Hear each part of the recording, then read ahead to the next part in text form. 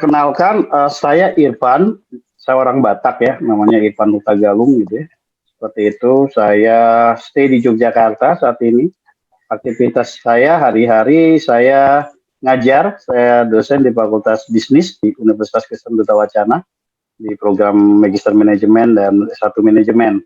Terus aktivitas yang lain ya biasa ngobrol-ngobrol gitu ya, maksudnya ya ngisi training atau apalah gitu. Saya lebih konsen di assessment sama di training seperti itu. Saya tinggal di Yogyakarta. Saya apalagi ya, sekarang lagi masih studi menyelesaikan program doktoral untuk psikologi. Boleh gitu aja.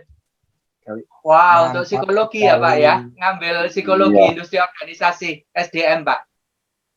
Iya, saya lebih konsen sekarang lebih ke kalau dulu S2-nya iya industrial, tapi kalau sekarang saya lebih ke training development ya Pak. Kebetulan ada program yang baru. Iya. Ambil di Gajah Mada.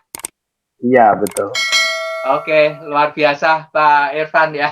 Sebelum saya ngobrol tentang branding, kebetulan saya mengampu mata kuliah yang berhubungan dengan psikologi di Fakultas Bisnis. Ada mata kuliah baru yang sekarang diwajibkan oleh Dikti, nama mata kuliahnya pengembangan kreativitas dan profesionalisme.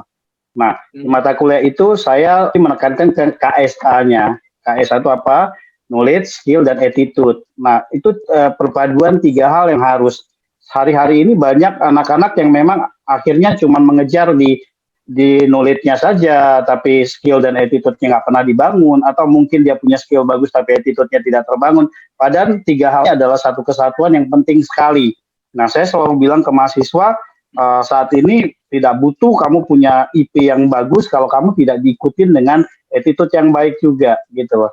Hampir semua hal itu sekarang bermuara ke attitude, gitu loh. Bagaimana kamu mengembangkan diri kamu, bagaimana kamu bisa menerima sesuatu yang baik, gitu. Nah, hari ini kita belajar tentang branding. Nah, saya kasih judul, kalau personal branding banyak, mungkin saya kasih judul tentang manage yourself. Bagaimana kita memanage diri kita gitu. Kenapa kok tadi Pak Eko sempat bilang kamu harus punya branding gitu ya. Itu penting. Sekarang tuh kamu harus punya tagline, kamu mau dikenal orang sebagai apa gitu loh. Itu penting. Kalau kamu dikenal, saya mahasiswa, oke kamu mahasiswa, at least banyak mahasiswa, tapi mahasiswa yang seperti apa? Yang kamu jual tuh apa dari dirimu? Itu penting sekali. Karena kalau kita tidak punya sesuatu yang kita jual, jadi sesuatu itu jadi biasa saja. Oh, mahasiswa banyak, oh mahasiswa pintar banyak, orang pintar. Tapi kamu punya spesifikasi apa, keunikan apa? Nah, itu yang perlu dicari. Nah, baik, saya akan mulai dengan materi saya. Nanti kita discuss aja yang banyak gitu ya. Saya sebentar saja. Baik, silakan Mbak Opi atau siapa, Mas Fernando dibantu materinya. Iya Pak, dari saya untuk share screen sebentar. Sudah terlihat? Sudah, Ovi. Okay. Thank you. Silakan Bapak Irfan. Ya, terima kasih, Ovi. Personal branding. Langsung saja, Ovi, ke slide kedua. Oke. Apa yang kita bisa lihat dari ini, gitu loh. Ketika kita bicara tentang Pantene, apa yang kita tahu? Pasti kita sama-sama sepakat, wah itu sampo gitu ya. Kalau ini lambang apa? Yang kedua itu lambang ya Honda gitu ya. Yang ketiga lanjut. Ini pasti tahu banget lah ya. Apel yang digigit sedikit, apalagi yang di bawah mungkin. Anda pasti kenal sekali, bahkan sering ke sini. Anda tahu ini semua. Nah, tapi bagaimana dengan saya? Orang kenal Anda itu seperti apa? Kalau orang kenal Pantene pasti ya sampo, orang langsung nangkap tahu sampo. Orang kenal Apple langsung alat-alat elektronik, orang kenal KFC ya udah makanan, fast food gitu ya. Tapi ketika orang nyebut nama kamu, nama kita, misalnya saya Irfan, orang tahu apa dari saya? Bukan sekedar identitas. Kalau cuma identitas itu gampang, personal orang bisa tahu. Misalnya Irfan, oh dosen, oh orang Batak, oh bapak dari satu anak. Itu kan standar sekali, itu kan identitas. Nah, bukan mau tahu itunya sebenarnya, bukan mau tahu identitas kamu, asal kamu kah, studi kamu di mana kah, atau apa. Tapi orang ingin tahu lebih ke personalnya, personalitinya apa tuh, yang menarik dari kamu, apa yang sesuatu yang orang langsung nangkap, klik gitu, kenal. Nah, oke, next.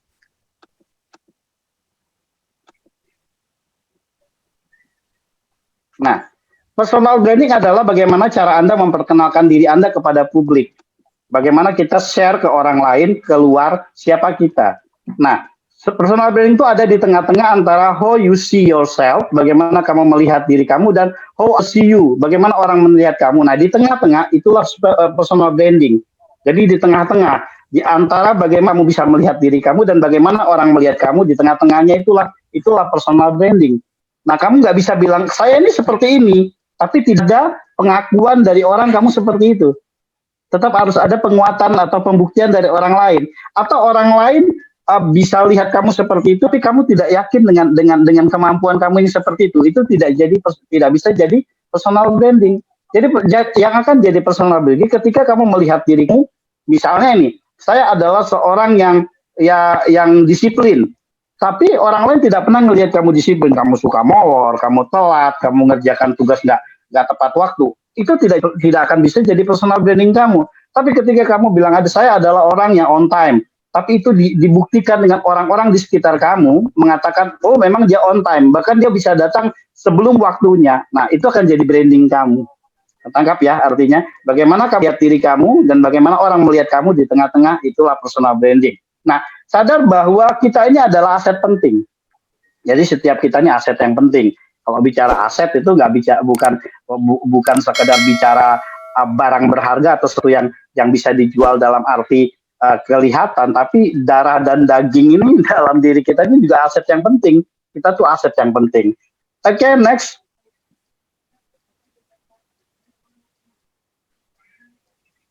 Saya mau kasih tahu orang-orang yang akhirnya sukses dengan punya kekuatan di personal branding.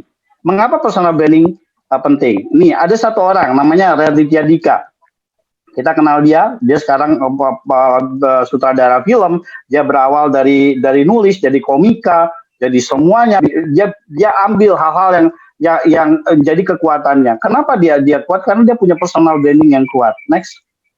Nah, dari brandingnya dia, dia bisa dapat, saya pernah baca itu 162 juta per bulan, bahkan 92 miliar per tahun, 1,92 miliar per tahun. Dari branding, dia jual branding ya. Kalau soal kemampuan standar lah, semua orang punya kemampuan. Dia juga sarjana juga, cuma standarnya saya bilang dia punya keunggulan. Nah, itu yang brandingnya dia yang dijual. Ya, next. Nah, ini yang luar biasa lagi. Mary Riana ini juga menjual brandingnya sangat luar biasa. Kita tahu dia adalah korban kerusuhan 98, dia pindah ke Singapura, bla bla bla. Dibalik dari pengalaman dia, akhirnya kita tahu filmnya juga, kita lihat perjalanan dia. Dibalik itu bagaimana dia membranding dirinya. Dia branding dirinya sedemikian rupa, dia kemas dirinya sedemikian rupa, dan akhirnya orang kenal dia. Motivator, orang kenal dia juga konsultan keuangan dan sebagainya. Orang kenal dia secara personalnya dia. Next.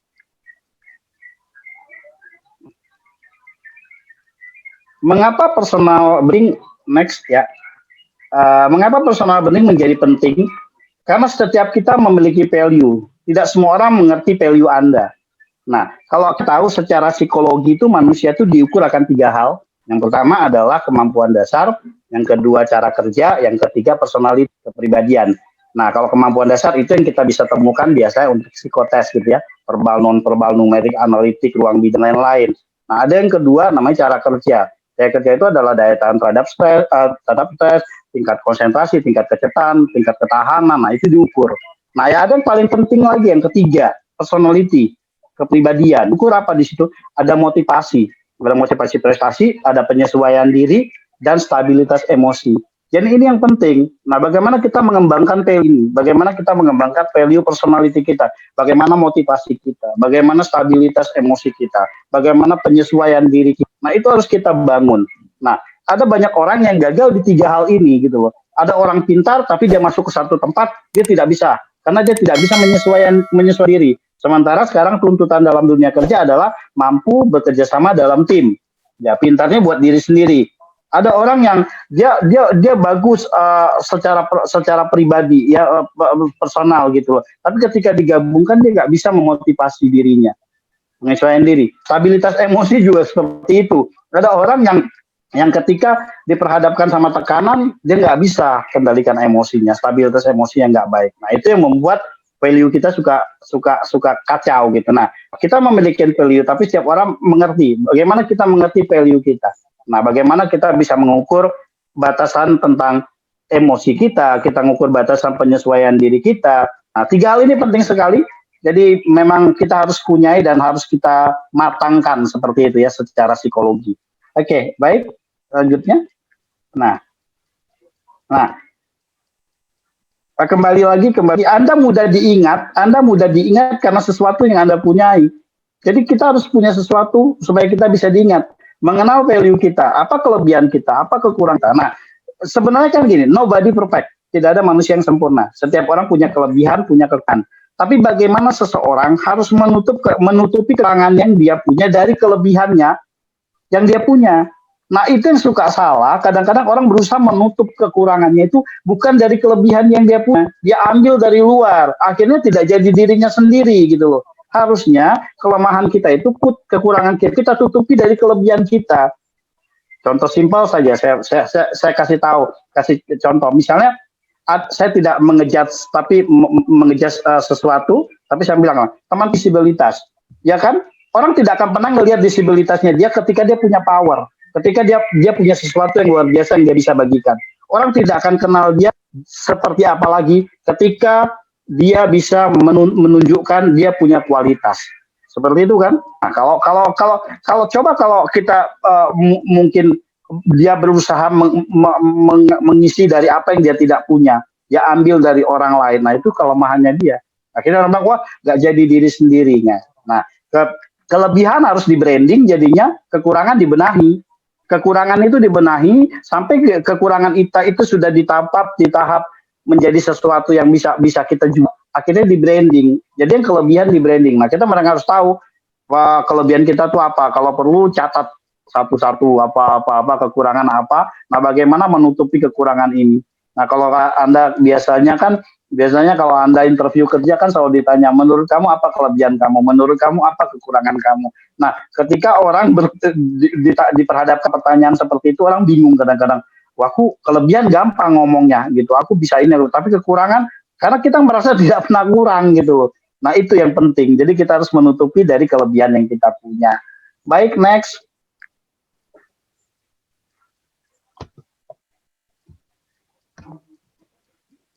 Nah, personal branding itu sederhana. Yang pertama, fokus Anda adalah apa yang jadi kelebihan, bukan apa yang menjadi kelemahan. Yang pertama. Nah, terus personal branding dimulai dari status sosial Anda. Itu sangat dimulai. Saya kasih contoh. Sekarang beberapa konfirmasi yang dilakukan oleh beberapa perusahaan ketika akan merekrut tenaga, kebetulan saya suka terlibat dalam proses rekrutmen tenaga kerja, adalah sosial media. Jadi mulai sekarang, marilah sosial media digunakan untuk hal-hal yang baik. Membendirimu, keluarkan food-kusnya Atik, jangan pernah menulis sesuatu yang tidak ada artinya. Gitu. Nah, kadang-kadang kan sosial media lebih banyak digunakan oleh kita untuk menunjukkan lagi di mana, makan apa, sama siapa. Hanya sadar orang tahu, oh dia makan ini. Nah, nanti brandingnya orang kenal dia, oh tukang makan ya gitu ya. Oh yang suka jalan-jalan ya. Dan tidak menjual gitu loh. Nah, bagaimana kita membuat? Atau mungkin kita juga bisa berteman sama siapa itu juga akan jadi referensi ketika tim rekrutmen melihat status media. Kalau status galau, semua dicurhatin, semua diceritain. Nah, akhirnya orang akan mikir, wah, galauan itu orangnya. Nah, selanjutnya, karena personal branding itu Anda. Nah, personal branding itu bukan yang lain-lain, tapi diri kita. Ya, bagaimana kita bisa mengembangkan diri kita. Nah, Anda yang menarik orang seperti itu untuk masuk dalam hidup Anda. Artinya gini, kadang-kadang kita ketemu orang yang kita, gue pengen tahu lagi nih orang nih. Kita tunggu-tunggu deh, kita tunggu-tunggu dong. Apa yang akan dia sampaikan, apa kehidupannya. Itu karena apa? Dia pintar membranding seperti itu. Kalau dari ini sama aja sebenarnya. Kayak misalnya ada tadi saya sempat dengar ada beberapa mungkin pembicara training atau trainer. Hampir semua yang disampaikan itu sebenarnya sama. Tapi cara dia menyampaikan, cara dia menangkap dan menghidupi itu yang beda. Nah itu saya lihat cuma seperti itu. Jadi bagaimana masuk dalam mengajak orang untuk masuk dalam kehidupan kita itu branding. Nah itu ada laginya. Akhirnya kita mempunyai hidup yang berkualitas malah menumpang pesaing dibuatnya galau. Kalau kita suka galau-galau, yang akhirnya yang berketemu sama kita yang mencoba menghubungi kita adalah orang-orang galau. Jadi hati-hati dengan sosial media. Hati-hati kalau galau, nah orang akan akhirnya jadilah komunitas orang-orang galau seperti itu ya. Next. Langkah praktis. Bagaimana langkah praktis membangun personal branding dan memanage diri kita? Yang pertama, temukan brand Anda. Harus ketemu dulu nih. Apa nih? Yang saya mau, misalnya ada Mbak Opi. Mbak Opi mau brand apa? Mas Fernando mau brand apa? Mau dikenal orang sebagai Opi yang apa? Mau dikenal orang sebagai Fernando yang seperti apa? Itu harus pas dulu gitu. Kayak saya lebih pengen dikenal orang seperti apa. Apalagi kan kalau di pekerjaan tuh kan kalau dibilang kita bisa melakukan ini, bisa, hampir semua kita bisa lakukan. Tapi kita kan lebih qualified-nya, lebih paling bisanya melakukan apa. Biasanya kan ada tahapan-tahapan. Yang kedua, belum personal integrity-nya. Nah, integritas itu penting sekali, teman-teman. Jadi bahwa apa yang kita omongkan itu sama dengan apa yang kita lakukan. Ya, integritas itu sangat portofolio. Ya, segala hal mungkin kata untuk CV apa segala itu bisa sampaikan dengan sesuatu yang orang bisa gambar. Apalagi kayak CV itu. CV itu kan pintu masuk sebenarnya ya. Anda kalau ngelamar kerja, CV Anda nggak menarik, Anda akan CV-nya nggak akan dipanggil. Karena kenapa? Karena orang bacanya biasa aja. Karena CV itu kayak pintu masuk gitu loh. Kadang-kadang kan dari baca CV-nya orang bisa langsung nangkap tuh. Makanya seorang recruiter itu biasanya bertugas bekerja dia punya kayak insting gitu ya untuk wah ini seperti itu. Nah, gunakan sosial media Anda dengan baik. Next.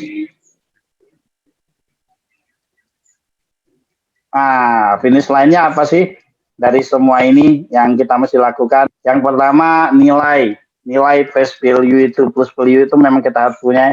Keterampilan, skill juga harus digali. Skill juga bisa jadi branding nantinya. Jadi branding itu ada dua. Ada branding yang memang personality kita yang keluar. Ada branding yang kita dikenal orang sebagai apa. Maka dalam training pun ada dua. Ada yang namanya training soft skill. Ada training yang namanya training hard skill gitu ya. Kalau training hard skill mungkin teman-teman tahu training tentang program komputer, bahasa itu hard skill, tapi training yang soft skill yang lain. Next, terus yang ketiga adalah attitude. Bagaimana kita punya attitude yang baik. Yang keempat, penampilan, apprehension, penting. Yang kelima, keunikan. Nah, kalau ada sesuatu yang unik itu, tampilkan. Jangan terus unik, waduh, aku enggak sama nih dengan orang lain, malu nih nampilkan. Enggak, sesuatu yang unik, kalau dia keluarnya original, pasti dia menarik. Nah, terus original juga, dan yang terakhir adalah impian. Kita harus punya mimpi, kita harus punya harapan, karena sebesar apa kita bermimpi, sebesar berapa kita berharap yang akan kita bisa kerjakan. Orang yang tidak punya mimpi, pasti dia nggak punya jalan ke depan mau ngapain. Tapi orang yang punya mimpi, dia akan jaga mimpinya, akan hidupi impinya. Karena semuanya itu dari diri kita sendiri. Baik, itu yang sudah kayaknya ya. Mbak Opi selesai ya? Udah Pak. Oke, Mas Fernando selesai. Thank you. Yuk. Oke, luar biasa sekali Bapak materinya hari ini. Oke, teman-teman dipersilahkan jika ada pertanyaan terus ada yang ingin ditanyakan silahkan. Boleh unmute atau mau ketik di kolom chat boleh. Tapi enakan unmute lah ya biar bisa langsung interaksi dengan Bapak Irfan secara langsung. Tunggu. Oke, dari saya Pak mau tanya. Oke, Ovi silahkan. Dari Ovi. Saya mau nanya Pak, untuk personal branding itu sampai saat ini sih saya masih mikir gimana cara saya itu untuk melakukan personal branding ke platform apa sih lebih tepatnya, karena banyak yang bilang Instagram dan media sosial pribadi itu kalau bisa jadikan tempat untuk personal branding. Nah, tapi saya tuh nggak mau terlalu kelihatan pamer sibuk gitu Pak. Nah, apakah personal branding tuh emang harus ngeliatin, oh saya sibuk nih di IG saya ini dan itu, atau ya pakai platform yang lebih profesional aja kayak LinkedIn misalnya dengan kita punya kompetensi apa, cantumin aja di situ. Kalau dari Pak Irfan itu gimana, Pak? Iya, terima kasih Mbak Opi pertanyaannya. Ya, kadang menentukan platform itu memang jadi hal yang ya coachnya seperti tadi yang dibilang. Jadi saya pamer nih, sok-sokan kayaknya setiap hari harus update status gitu. Kayaknya orang harus tahu saya setiap dulu ya. Jangan sampai orang ketinggalan berita tentang saya. Enggak seperti itu juga. Yang saya sampaikan dia adalah ketika orang cari kamu gitu ya, yang orang temukan ada sesuatu yang baik. Nah, saya juga mulai berpikir bagaimana orang bisa kenal kita dari apa yang kita bisa jual tadi. Nah, bukan sekadar identitas. Tadi kan saya di awal, kalau orang baca Facebook Anda tuh atau IG Anda kan identitas. Tapi mulai misalnya berani nggak posting sesuatu di IG dan postingan itu Anda kasih captionnya Anda dan Anda komentari atau reason yang gimana meresponin itu dan akhirnya itu ditanggapi oleh banyak orang. Itu kan hal yang lebih menarik sebenarnya daripada sekedar makan di mana atau ketemu siapa atau foto bareng sama siapa. Coba banyak sekali. Nah, yang saya rasakan kalau kita bicara tentang personality, hampir semua hal-hal yang berbau personal itu orang suka. Karena yang namanya orang tuh pasti suka dengan pengembangan. Kayak nggak ada manusia yang maunya kayak gini aja, nggak mau ada. Pasti kalau dikasih sesuatu yang berhubungan tentang misalnya tips ngapain, mau bikin apa, mengembangkan apa, pasti orang suka. Nah, mungkin Opi bisa ambil dari situ, sharingkan, terus Opi kasih testimoni gitu, kasih testimoni apa yang kamu alami dengan kamu. Saya diresponin orang, kalau itu udah respon kan banyak sekali gitu. Kalau saya kebetulan di dunia akademisi, misalnya saya menulis beberapa riset gitu, menulis beberapa jurnal gitu ya, yang akhirnya kalau orang cari, orang tahu dia nulis ini, itu brandingnya gitu loh. Kalau memang menggunakan platform seperti itu saran saya Opi. Jadi betul memang boleh saja sih sewaktu-waktu tampilin lagi makan lagi apa, tapi paling janganlah dominan itu gitu. Ada sesuatu yang orang ketika lihat itu, wah value-nya loh, anak ini ternyata suka tentang seperti itu. Gitu, Opi. Baik Pak, terima kasih banyak atas jawabannya, sangat membantu. Oke, sudah terbantu ya Mbak Ovi ya atas jawaban dari pertanyaan Pak Irfan. Nah, Pak Irfan, aku mau nanya dong Pak Irfan.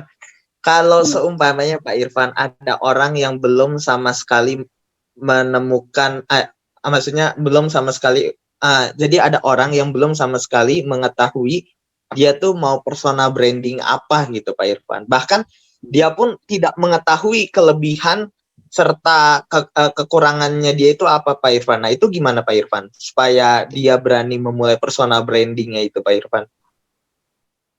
Ya, memang kadang harus ada pemicunya ya, harus ada pemicu dan ada stimulannya juga seperti itu. Apalagi repot nih kalau orang nggak ngerti kelebihan dan kekurangannya gitu ya. Mungkin dia tidak terbiasa untuk dinilai atau menilai seperti itu. Nah, bisa dibantu dengan ini Fernando. Artinya kita sharing gitu ya. Kamu kelebihannya apa? Nah, mungkin makanya kalau di dunia psikologi kadang-kadang orang suka bertanya gitu.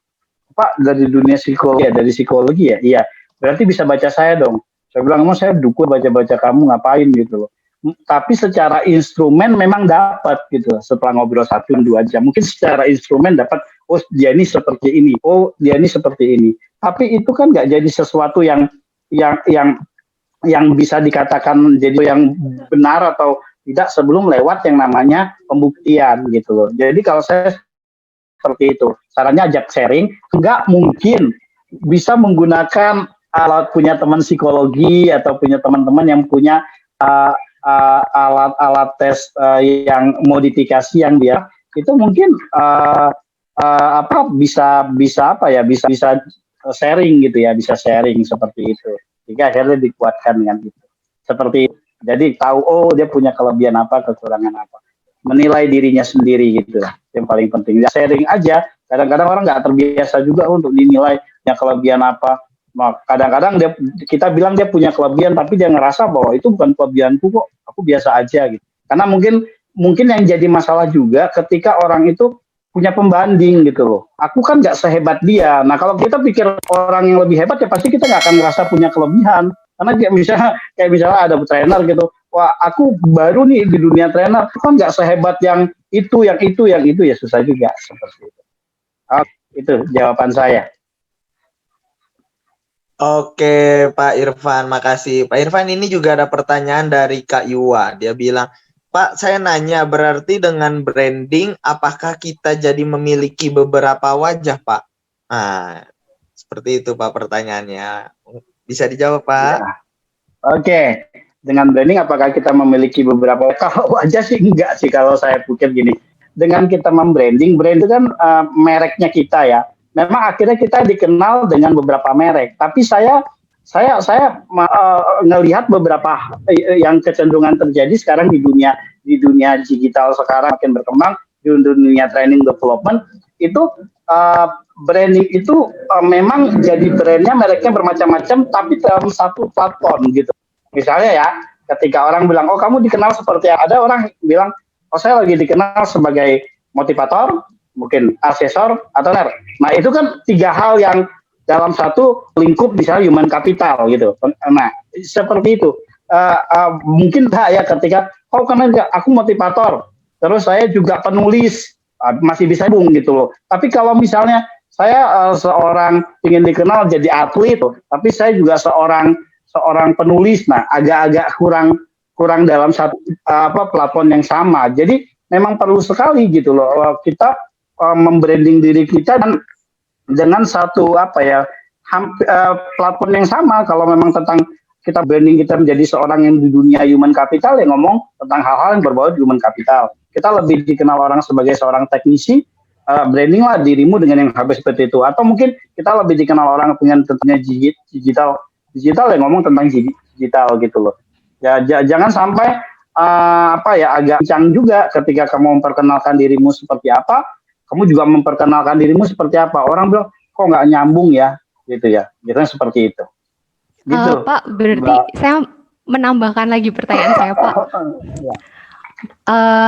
Berarti yang pertama memang kita perlu fokus mengambil satu kekuatan saja, jadi kayak semacam spesialis, atau memang idealnya generalis pun nggak masalah gitu, Pak. Maksud saya di sini spesialis misalnya seperti yang Bapak tadi sampaikan, apakah misalnya saya lebih ke human capital, berarti ya saya akan mempertajam di situ saja, atau saya ya human capital, saya ya tipe orang yang suka makan juga, maka saya jadi food vlogger juga gitu. Atau yang gimana ya Pak, maksudnya saya tadi ngomong tentang beberapa wajah, itu ada dua hal. Yang pertama adalah ngomongin tentang apakah kemudian wajahnya bisa macam-macam sesuai dengan kebutuhan, itu yang baik, atau justru malah yang memang fokus gitu. Ya kalau kamu human capital ya human capital aja, yang tadi food vlogger itu hanya sebatas hobimu yang di luar human capital gitu. Kan saya memang terdiri dari beberapa sisi gitu Pak. Nah itu yang lebih baik yang mana? Karena saya mikirnya gini Pak, kalau tadi yang dicontohkan di awal itu kan misalnya kayak ada logo Pantene gitu. Kan produk Pantene yang dikenal, bukan Unilever-nya. Unilever itu punya banyak sekali produk gitu. Sementara wajah-wajah yang dikenal itu justru wajah-wajah produknya gitu. Jadi saya tadi mikirnya kalau saya ini berarti Pantene-nya, atau saya Unilever-nya, atau justru saya ini saya adalah Unilever yang punya banyak sekali wajah gitu. Gitu sih Pak. Pertanyaan saya cukup bisa dipahami kan ya Pak? Bisa dipahamin. Ya, tadi seperti itu. Kalau saya memang melihat, makanya tadi saya bilang ada kalau unikan juga penting gitu. Makanya spesifikasinya penting. Mau dikemanakan dulu gitu. Jadi kamu bilang Unilever itu misalnya perusahaannya, produknya Pantene. Nah, sampo, begitu kan? Nah, yang mendekati ke sampo tuh seperti apa gitu. Kan banyak ya. Maksudnya kalau bicara soal produk ini ya, ketika kita bicara tentang human capital aja misalnya, ketika saya menjadi seorang motivator gitu ya. Nah, kan saya juga merasa saya punya kompetensi untuk menjadi benar gitu ya. Nah, saya punya kompetensi lagi untuk menjadi yang berhubungan dengan itu, misalnya yang lainnya apa gitu. Nah, jadi memang harus ada patan. Nah, tadi kalau Mbaknya bertanya, saya tuh inginnya di human capital, tapi saya juga food blogger. Ya saya pikir ya sah-sah saja, tapi apakah itu nanti mau di branding atau tidak gitu. Apakah mau dikenal? Karena gini, kalau sudah ke arah situ, misalnya sudah dikenal sebagai seorang yang ya tadi seperti itu, blocker itu akhirnya kamu tidak akan kesulitan untuk mengembangkan sisi human capitalnya kamu tadi gitu seperti itu. Jadi memang perlu yang saya sampaikan, perlu ketemu spesifikasi potensinya di mana.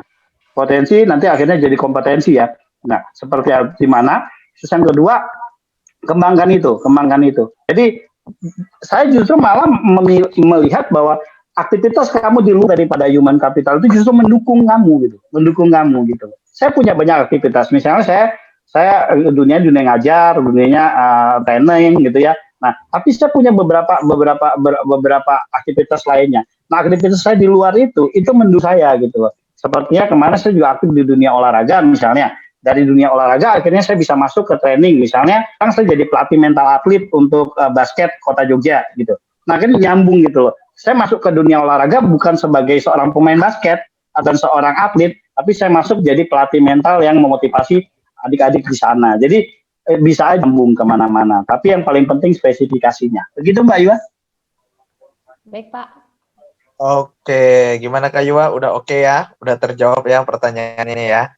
Oke, selanjutnya ini ada pertanyaan lagi Pak Irfan dari dari Sophia. Pak, maaf ingin bertanya, saat kita menentukan branding diri kita sendiri, apakah kita bisa mengubah branding tersebut di kemudian hari? Dan apakah dampaknya akan besar pada diri kita, Pak? Terima kasih, Pak. Sama-sama, Sophia. Silahkan, Pak Irfan. Iya, bisa saja ya sekarang kita membranding diri kita seperti apa. Terus berikutnya di beberapa tahun kemudian bosan. Kadang-kadang manusia itu ketemu bosannya. Dia tidak mau dikenal seperti apa lagi. Akhirnya membranding dirinya ke lain. Nah, saya kasih contoh seperti ini. Saya kebetulan suka ngelihat YouTube gitu ya. Saya ngelihat YouTube ada satu orang gitu ya. Ini kasih saya contoh Daniel Mananta. Daniel Mananta itu berapa tahun dia jadi MC-nya di Indonesian Idol. Sampai tahap terakhir kemarin dia memutuskan untuk keluar dari Indonesian Idol. Dia keluar dari Indonesian Idol bukan karena ada masalah, karena dipecat, tapi karena dia sudah ngerasa masa gue kayak gini aja sih gitu. Masa gue cuman kayak gini. Dia mau memulai sesuatu yang baru. Dia kembali ke jadi YouTuber gitu ya. Dia mulai bahwa aku pengen berbagi ilmuku dan ilmuku itu didengar banyak orang lewat YouTuber gitu. Jadi YouTuber. Artinya lewat YouTube dia bikin konten yang benar, saya lihat beberapa konten-kontennya itu menarik dan menguatkan gitu loh. Jadi pelajaran buat orang. Nah, saya ngelihat dia dari 10 tahun jadi berubah sekarang. Dia bahkan dia bilang dia tidak akan menerima job jadi MC lagi. Nah, itu kan luar biasa gitu loh. Apalagi di saat dia puncak gitu ya. Karena memang ketika berbicara dia ternyata bukan sekedar bicara tentang intinya dia, tapi juga berbicara bagaimana kita bisa kan kita bisa mengukur diri kita ya, artinya sudahlah cukup gitu ya. Nah, tadi kalau pertanyaan seperti itu bisa saja, tapi paling tidak menurut saya kamu mesti matang dulu dengan brandingmu yang awal, matang menghasilkan sesuatu jadi sesuatu yang akhirnya kamu pikir enough, saya cukup sampai di sini, saya mau coba yang lain gitu ya. Itu bisa saja, tapi kan ini belum matang sudah mau yang lain, nanti kecenderungan ganti lagi, akhirnya orang tidak pernah kenal siapa sebagai apa gitu. Itu Fernando. Oke Pak, jadi harus mungkin lebih difokuskan lah ya Pak ya, fokuskan dulu ya. Berbuat yang terbaik dulu di satu bidang itu, baru bisa mungkin beralih ke bidang yang lainnya, seperti itu ya Pak ya. Ya. Iya, oke, begitu Sophia jawabannya. Gimana Sophia? Apa masih ada yang kurang? Mungkin bisa Sophia tanyakan langsung kalau masih ada yang kurang. Terima kasih Pak, udah sangat menjawab dan membantu sekali. Oke, mantap. Nah, ini ada pertanyaan lagi nih Pak dari Kak Hardi ya. Kak Hardi bertanya, apa dan bagaimana mengukur kesuksesan orang dalam membentuk persona branding? Karena terkadang ada orang yang berhasil membentuk persona brandingnya, tapi tampaknya terlihat terlalu lebay atau berlebihan. Nah, silakan Pak Irfan. Bagaimana memberi supaya tidak menjadi lebay atau apa ya seperti itu? Ya, saya pikir gini, yang tentunya ini saya kasih tahu dari awal, arus yang muncul adalah sesuatu yang natural. yang dalam diri kita, bukan sesuatu yang dari luar. Makanya tadi saya bilang, setiap orang punya kelebihan, punya kekurangan. Bagaimana kita menutup kekurangan kita tuh dari kelebihan kita, tidak ngambil dari luar. Kadang-kadang suka orang bilang, kamu kayak gak jadi dirimu sendiri gitu. Oh, kok kamu ikut-ikutan gayanya kayak si ini. Oh, kamu kayak gini. Nah, itu ketika dia membranding dirinya bukan dengan apa yang ada dalam dirinya, luarnya nggak natural gitu loh. Nah, yang terjadi adalah orang akan menilai. Anda bisa perhatikan ya, orang berbicara berbicara adalah salah satu cara untuk kita bisa lihat brandingnya orang, tapi berbicaranya terlaksakan, tampilnya nggak natural. Itu kan sebenarnya seperti itu. Nah, benar, kadang-kadang ada orang yang lebay gitu ya, gayanya lebay, tapi kadang-kadang lebay itu bisa jadi personal brandingnya dia ketika itu dia punya apa ya? Punya kepentingan. Artinya kepentingan ternyata tuntutan industri seperti itu ya. Kayak MC gitu ya, komedian. Nah, lebay banget kayak gini. Tapi memang tuntutan profesinya dia itu bisa jadi branding dia. Kadang ngelihatnya itu adalah bagaimana orang melihat. Kan tadi kan saya sampaikan bagaimana kamu melihat kamu dan bagaimana orang melihat kamu gitu. Nah, itu branding gitu ya. Nggak bisa kita lihat, yang penting saya idealisnya seperti ini. Tapi orang melihatnya nggak seperti ini. Kadang-kadang kita juga perlu bagaimana orang melihat kita, tidak bagaimana kita menampilkan saja, tapi konfirmasi dengan apa yang orang lihat. Mungkin waktu itu dia merasa tidak nyaman, tapi ketika orang lihat, kok lucu kamu seperti itu, akhirnya jadi brandingnya dia dan itu laku dijual seperti itu. Jadi tergantung konteksnya mau seperti apa. Tapi yang paling penting harus dari dalam diri keluarnya dan itu natural. Seperti itu. Oke, Kak Hardi, gimana Kak Hardi? Ya, thank you menjawab sekali. Oke. Ini Pak, melihat apa pertanyaan Kak Hardi, aku tuh jadi ingin nanya Pak. Nah, kalau seumpamanya kita menjadikan seseorang itu sebagai sebagai inspirasi kita Pak. Maksudnya bukan kita benar-benar meniru dia banget, tapi ada beberapa yang kita ambil dari dia. Nah, kalau kayak gitu boleh kan Pak? Wah, sangat boleh. Karena kita juga harus punya, kan gini, kita dalam melakukan branding pun kita kan nggak punya prototype kan, kita nggak punya contoh gitu ya. Ya, kita bilang misalnya kita monto misalnya siapa? Contohnya artis misalnya tadi ada Reza Dia jadi dia kita nggak punya kompetensi kayak dia. Kita mau jadi Pak Mario Teguh, kita udah jadi dia, kita nggak jadi. Jadi memang perlu ada contoh gitu loh, perlu ada inspirasi kita. Tapi yang jadi masalah kita nggak boleh copy paste, artinya gayanya ditiru, stylenya ditiru gitu. Apalagi kalau kita kebetulan saya pernah ngampu mata kuliah NLP itu Neuro Linguistic Programming gitu ya. Itu sekali kita belajar bagaimana tentang teknik-teknik kita belajar tentang bagaimana meniru orang gitu ya, mind reading, face reading dan sebagainya. Tapi ada orang salah di sini. Dia meniru misalnya harus seperti ini, harus kayak dia. Boleh saja, jadi Fernando boleh saja kita menjadikan orang jadi tokoh idola kita, inspirasi kita. Tapi kita tidak boleh mengambil yang saya gini, yang kita tiru itu adalah mungkin lebih ke nilai-nilai atau value soalnya. Yang bisa kita tiru misalnya disiplinnya dia, barangkali karena dia ketahanannya dia, kita bisa tiru musik semangatnya dia, kita bisa tiru misalnya cara dia menghadapi hal-hal yang berbau seperti itu bisa kita tiru. Tapi kalau kontennya dia itu nggak boleh kita tiru, kontennya isinya dia nggak boleh kita tiru, seperti itu.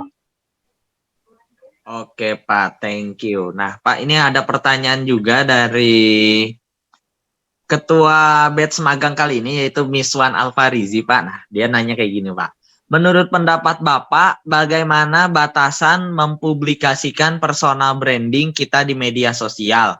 Karena selain kita mendapatkan respon positif dari orang lain dan mendapatkan undangan dari berbagai event, terkadang ada juga yang merespon negatif dan menganggap bahwa apa yang kita publikasikan itu hanya pansos dan berlebihan.